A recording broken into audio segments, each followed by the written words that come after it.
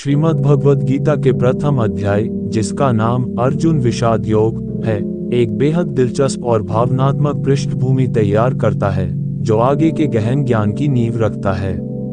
श्रीमद् भगवद गीता अध्याय 1, अर्जुन विषाद योग, विषाद से योग तक की यात्रा।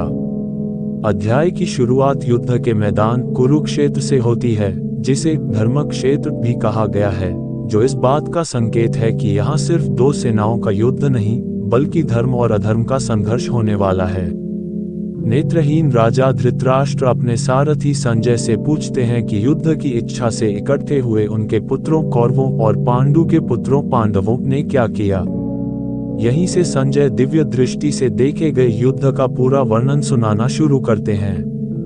पहला रोमांचक मोड़ तब आता है जब दुर्योधन पांडवों की विशाल और व्यवस्थित सेना को देखकर घबरा जाता है।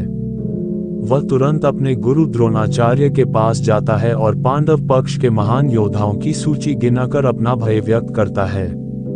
इसके बाद दोनों ओर के प्रमुख योद्धा अपनी अपनी जीत की घोषणा करते हुए जोरदार शंखनाद करते हैं। भगवान कृष्ण के पांचजन्य शंख और अर्जुन के देवदत्त शंख की ध्वनि से पूरा वातावरण गूंज उठता है, जिससे दुर्योधन और उसके सैनिकों के हृदय दहल जाते हैं। कहानी में सबसे बड़ा भावनात्मक केंद्र तब आता है जब अर्जुन, जो अपार वीरता और उत्साह से भरा हुआ है, भगवान श्री कृष्ण से अपने रथ को दोनों सेनाओं के ठीक बीच में ले जाने के लिए कहता है। वह देखना चाहता है कि युद्ध के मैदान में कौन कौन लोग खड़े हैं जिनसे उसे मुकाबला करना है। भगवान कृष्ण, जो उसके सारथी बने हुए हैं, रथ को भीष्म, द्रोण और अन्य प्रमुख राजाओं के ठीक सामने खड़ा कर देते हैं। यहाँ अर्जुन के जीवन का सबसे बड़ा द्वंद्व शुरू होता है। जब वह अपने सामने खड़े लोगों को देखता है तो उसका हृदय करुणा से भर जाता है। सामने उसके अपने दादा भीष्म, गुरु द्रोणाचार्य, मामा, भाई, मित्र और ससुर आदि खड़े हैं। इन सभी प्रियजनों को युद्ध के लिए तैयार देखकर उसका सारा उत्साह क्षण भर में विषाद, गहरे दुख में बदल जाता है। वह सोचने लगता है कि राज्य, सुख और जीत का क्या लाभ, जब इन सब को पाने के लिए उसे अपने ही परिवार के लोगों की हत्या करनी पड़ेगी। भावनात्मक रूप से टूटकर अर्जुन तर्क देता है कि यह युद्ध धर्म के विरुद्ध है, क्योंकि इससे कुल का नाश होगा और समाज में अराजकता फैल जाएगी। वह कहता है कि इन स्वजनों को मारकर उसे पाप ही मिलेगा, इसलिए वह युद्ध नहीं करना चाहता।